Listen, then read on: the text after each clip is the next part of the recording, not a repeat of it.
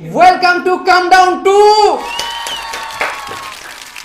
তো আজকের এই কাম ডাউনে সেম গেস্ট আছে, কারণ লাস্ট বার তেল লাগিয়ে মারতে আমি ভুলে গেছিলাম।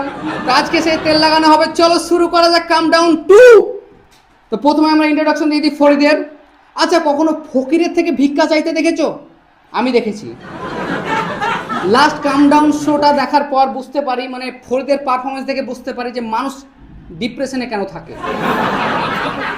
একটা বাংলায় ডায়লগ আছে, সারা মারবো এখানে লাশ পড়বে শ্মশানে।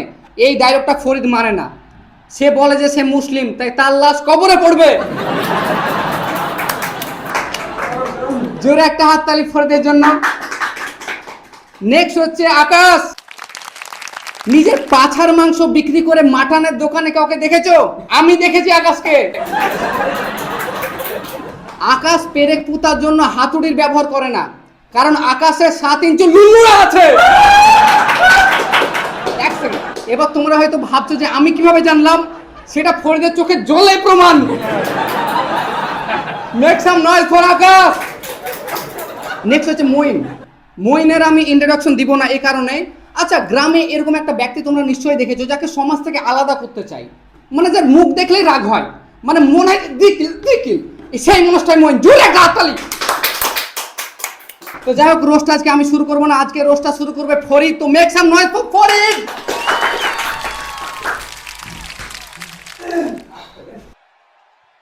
তো আজকে আমাদের প্যানেলে 3টে গেস্ট আছে, ভাড়োবা সবাই। তো আমি প্রথমে রোস্ট শুরু করছি মইনকে নিয়ে। মইনকে বাড়িতে চোর বলে ডাকলে মইন মন খারাপ করে না, সে গর্ব করে বলে, যাই হোক বাপ তার ছেলেকে চিনতে পেরেছে। মইন বাপের টাকাকে এমনভাবে উড়ায় যেন ও লটারিতে পেয়েছে। আসলে ইনকাম করে না, তো তাই বোঝে না। ইনকাম করলে বুঝতে পারতো কত ধানে কত চাল। মইন ছেলেটা খুব মাগিবাজ। ওই এতটাই মাগিবাজ যে ওর ব্রেকআপ লিস্ট কলেজের সিলেবাসে চাইতে বড়।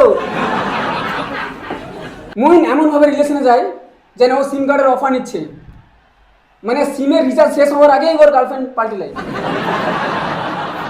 মইনকে ওর বন্ধুরা বিরিয়ানির চাও তো লাথি খাওয়াতে বেশি পছন্দ করে, কিন্তু বাপের টাকা পাবে না বলে কিছু বলতে পারে না। মইন যখন মদ খেয়ে পড়ে থাকে তখন লোকে মনে করে হয়তো বস্তা পড়ে আছে, কিন্তু পরে গন্ধ শুকে বলে এটা তো মইন ভাড়োয়া। মইনের অতিরিক্ত মদ খাওয়ার কারণে ওর পেটে মদের চাইতে বাপের গালিগালাজ বেশি থাকে। মইন মদ খাওয়ার পর নিজেকে বাঘ মনে করে, কিন্তু পাড়ার কুত্তাগুলো ওকে দেখে কেউ ঘেউ ঘেউ করে না, কারণ ওরা খুব ভালো করে জানে বেচারা এমনিতেই বাড়িতে মদ খাওয়ার কারণে সারাদিন গাল খায়। এবার ওরা যদি ঘেউ ঘেউ করে তাহলে হয়তো মইন কেটে ফেলবে। তো এবার আমি রোজ শুরু করবো আমাদের রাসেলকে নিয়ে। তো রাসেলের জন্য সবাই একটা হাততালি দাও।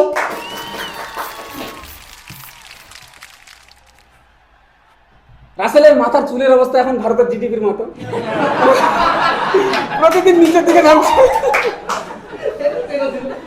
এখন তো চিরনিয়র মাথায় উঠলে রাস্তা খুঁজে পায় না। রাসেল সেটা একদম লোকাল, যাকে বলে গাইয়া, কিন্তু ওর ফেভারিট বাইক হলো রয়্যাল। কিন্তু বাইকের ইঞ্জিন যতটা গরম হয়, রাসেলের বাপের মাথা আরো বেশি গরম হয় ওর রেজাল্ট দেখলে পারে।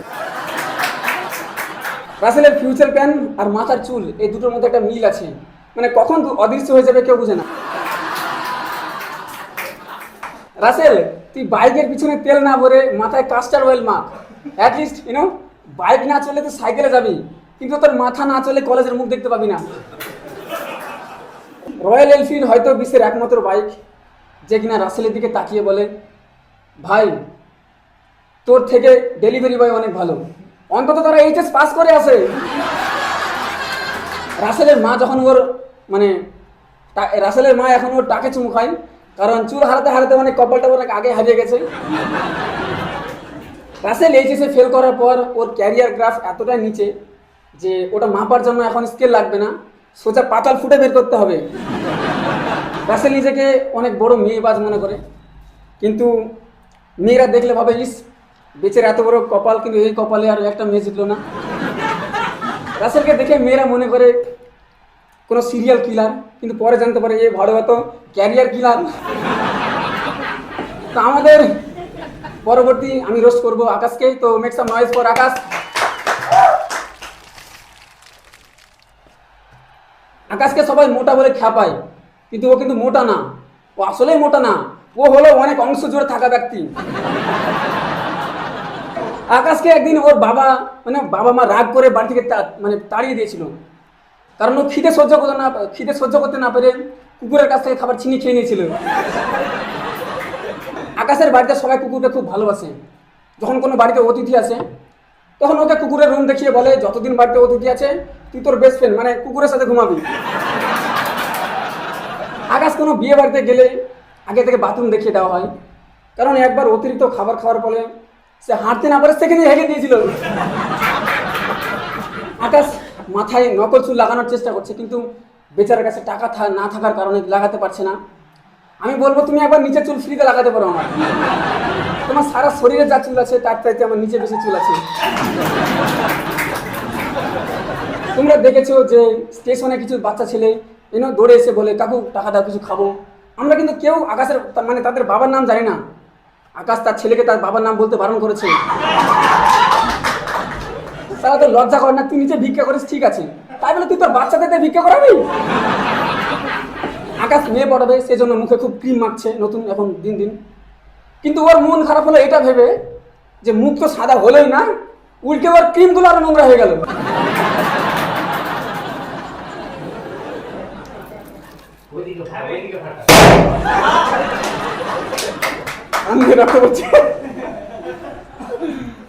আকাশ একবার একটা মেয়ে পটিয়ে নিয়েছে, অনেক ভাগ্য করে পটালছে। তো আকাশ ওর গার্লফ্রেন্ডের সঙ্গে কিছুদিন প্রেম করার পর ওর ব্রেকআপ হয়ে গেছে, কারণ আকাশ সেই মেয়েকে বিয়ে করার জন্য যখন হবু শ্বশুর বাড়ি গেছে তখন ওর শালিরা ওকে দেখে বলছে, আজকে আমাদের জিজু আসবে, তাই আমরা খুব ব্যস্ত, আমরা দুঃখিত আপনাকে ভিক্ষা দিতে পারলাম না। তো ফাইনালি অনেকদিন পর, অনেক ব্রেকআপের পর আকাশের বিয়ে হয়ে গেছে। তো সে রাতে খাট ভেঙেছে, বাসুরাতে খাটও ভেঙেছে। বিয়ের পরের দিন সবাই খুশি যে নতুন সদস্য আসবে। তো 9 মাস পর নতুন সদস্য আছে এসেছে, সবাই খুশি, কিন্তু আকাশ না, কারণ বাসুরাতে ওদের মধ্যে কিছুই হয়নি, আর খাট ভেঙেছিল আকাশের ওজনের কারণে। তার চাইতে বড় কথা, ওর ছেলের সাথে আমার মুখে কিছুটা মিল আছে। আকাশের বউ ওর পরে একদিন খুব রাগ করে, কারণ এটা না যে ও সবসময় খাই করে, ও সারা তো সবসময় খাবো করে, খাই ফিরে অ্যাকচুয়ালি। আসলে ও 1 বছরের বাচ্চার খাবার খেতে চায়। তো এখানে আমি শেষ করলাম। তো আমাদের থ্যাংক ইউ। তো আমি প্রথমে রোস্ট শুরু করবো মইনকে নিয়ে। মইন রেডি তো? তেল লাগিয়ে নাও। সরষার দুটো মানুষের মধ্যে যখন ঝামেলা হয়, একজন মানুষ যখন অপর মানুষকে বলে যে তুই আমার বালও ছিঁড়তে পারবি না, তখন অপর মানুষটার খুব রাগ হয় যে এত বড় কথা বললি। কিন্তু মইনকে যখন কেউ বলে যে তুই আমার বালও ছিঁড়তে পারবি না, মইনের রাগ হয় না, কারণ সে সত্যি বাল ছিঁড়তে পারবে না। আচ্ছা, মইনকে দেখে মনে হয় না যে আগের জন্মে ভাড়ুয়া চোদা ছিল? মনে হয় তো? যদি তোমরা এরকমটা ভাবো তবে ভুল, কারণ ছোট বাচ্চা এ জন্মেও ভাড়ুয়া চোদা। মইনের শরীর খারাপ হলে বাড়িতে কেউ টেনশন করে না, কারণ বাড়িতে আবর্জনা বেশিক্ষণ রাখতে নেই। আমার বুকে তিল আছে একটা, সেটা আমি জানি, বাট মইনের পাছায় তিল আছে এটা রাকিব ভালো জানে।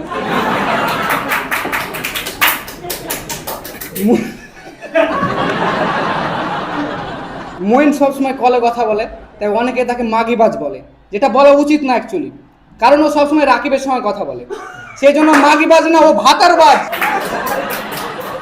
মইন খুব এডুকেটেড, সব নিয়ম মেনে চলার চেষ্টা করে, সব কিছু মেনে চলে, ভালো একজন মানুষ হওয়ার চেষ্টা করে, সেই জন্য কোনো খাবার নষ্ট করে না। সকালে পেচ্ছাপ করে সেটাকে শরবত বলে খেয়ে নেয়।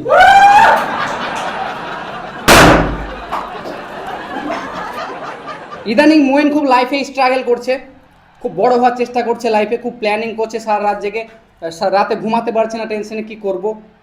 সকালে উঠে রাকিবের পেছন মেরে শুয়ে যাচ্ছে। নেক্সট আমি রোস্ট করবো ফরিদকে। ওকে ফরিদ রেডি তো ভাই?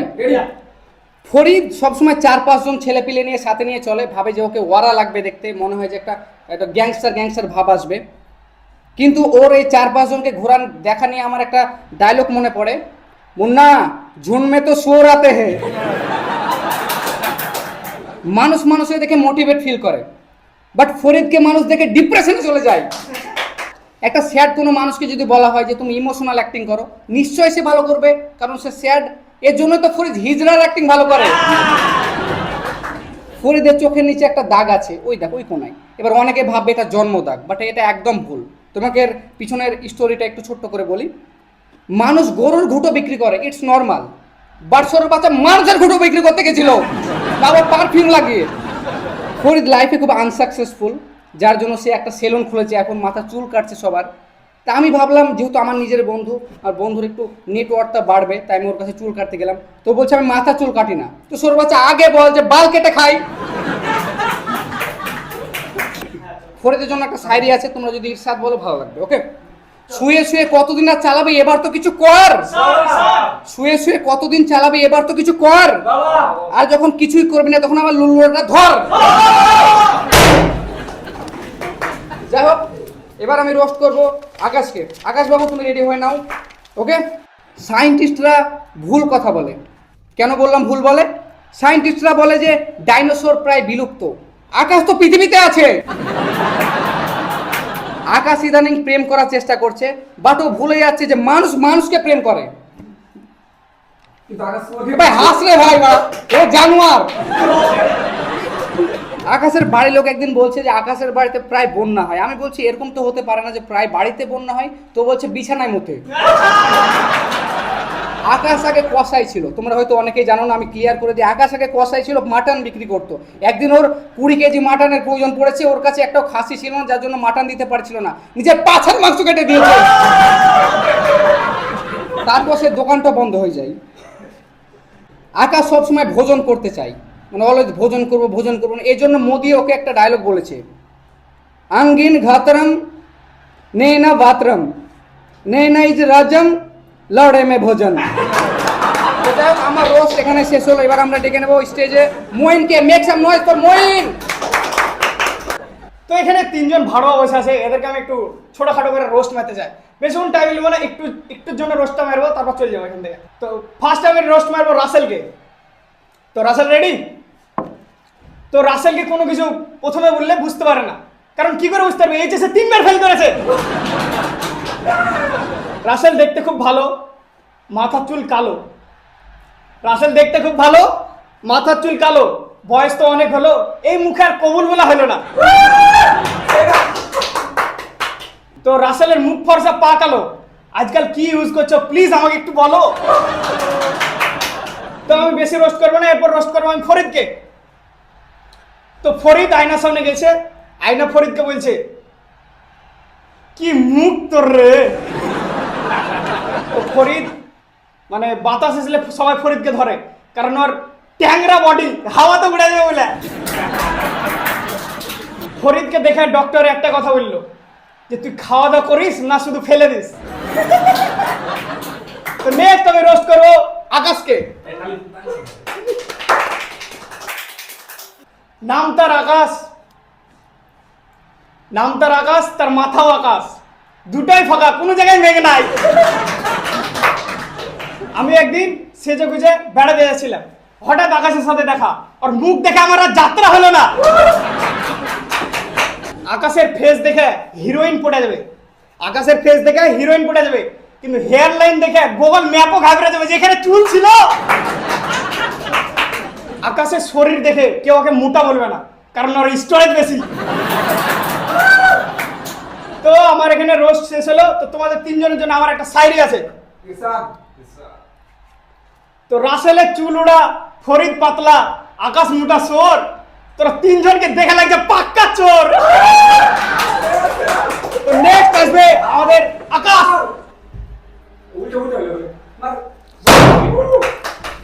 তো নেক্সট আসবে আমাদের আকাশ। তো গাইস, প্রথমে আমি রোস্ট করবো গোপালকে। আসো, চলে আসো। আরে বাবা, আজকে আমাদের স্পন্সর আছে, টাকা দিয়েছে, টাকা। আসো সবাই আসো, সবাই আসো, সবাই আসো। হ্যাঁ, তো আমাদের গোপাল এন্টারপ্রাইজ আমাদেরকে স্পন্সর করেছে, তো আমরা নাম করব। টাকা না দিলে নাম করতাম না, অবশ্যই টাকা দিয়েছে, মানে খুবই ভালো, নাম্বার 1 ব্র্যান্ড। নাম করতে হবে। এখানে গত সপ্তাহে মোদি এসেছিল, ভিজিট করেছিল। বিশ্বাস না হলে ফটোটা তুমি লাগিয়ে দিবে। আমার সঙ্গে মমতা ছিল, ওখানে আমি সেলফি তুলেছি। আমার সঙ্গে রোনাল্ডো ছিল, রোনাল্ডোকে বললাম যে সু।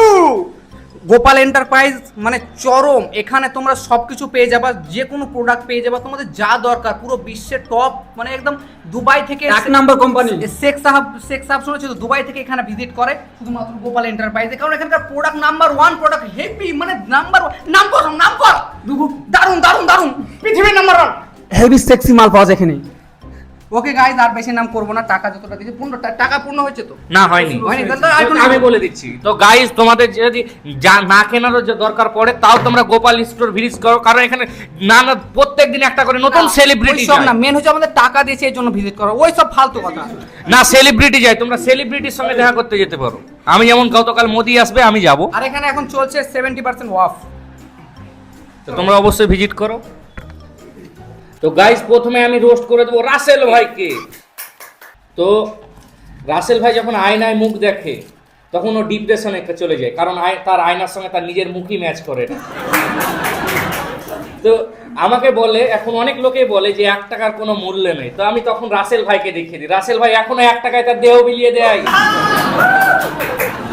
তো রাসেল ভাই, তুমি যে এতদিন দীর্ঘদিন ধরে ভিডিও করো, তো তোমার অসফলতার রহস্য কি? রাসেল ভাইয়ের মন খুব বড়। রাসেল ভাই মেয়েকে, যে মেয়ে প্রপোজ করে, মেয়ে কেন না, রাসেল ভাইয়ের মন অনেক বড়। রাসেল ভাই শুধু মেয়েদের প্রপোজ অ্যাকসেপ্ট করে না, ছেলেদেরও প্রপোজ অ্যাকসেপ্ট করে। তো রাসেল ভাই, তোমাকে একটা কথা বলতে চাই যে তো সলমান খান যদি আমার জীবনে মোটিভেশন হয়, তুমিও তার থেকে কিছু কম নয়, তুমি আমার জীবনে ডিমোটিভেশন।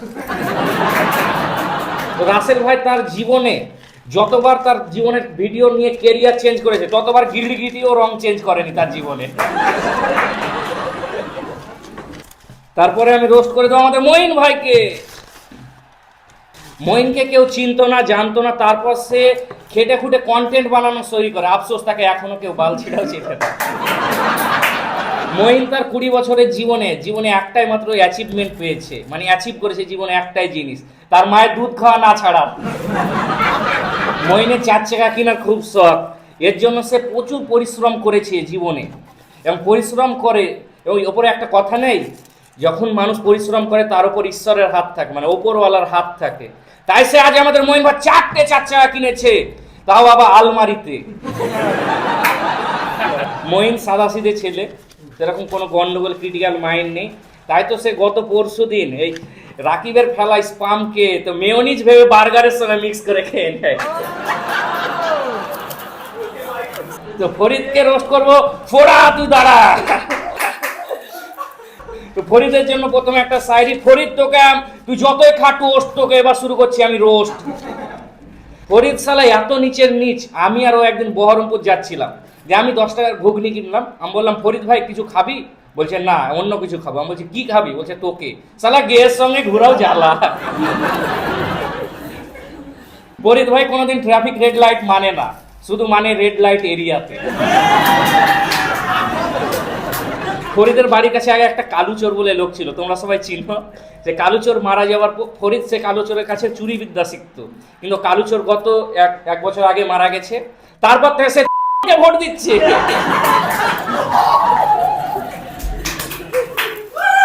তো ফরিদ, আমি আর রাসেল জিয়াগঞ্জে একটা শো দেখতে যাচ্ছিলাম, সেখানে আমাকে আর রাসেলকে ঢুকা নিল, ফরিদকে ঢুকা নেয়নি। তো আমি কারণ জিজ্ঞাসা করার আগে বোর্ডে একটা লেখা দেখলাম, লেখাটা ছিল এটা, যে নট অ্যালাউড। একদিন শফিক, রাসেল, আমরা 4-5 জন বসেছিলাম, শফিক তখন রাসেলকে একটা কটু কথা বলে।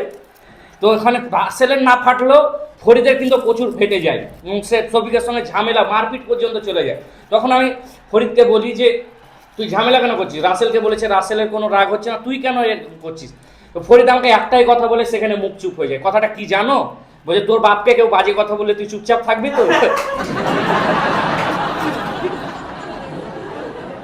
তো ফরিদ লাস্টে তোমার একটা শায়রি বলতে চাই, শুনো। তো ফরিদ ভাই, জীবনে তুমি যত করো পাপ, যতই করো না তুমি পাপ, কখনো মন খারাপ করবে না, কারণ তোমার জন্য অলওয়েজ খাড়া আছে আমার 2 পায়ের মিডিলে সাপ। গাইস,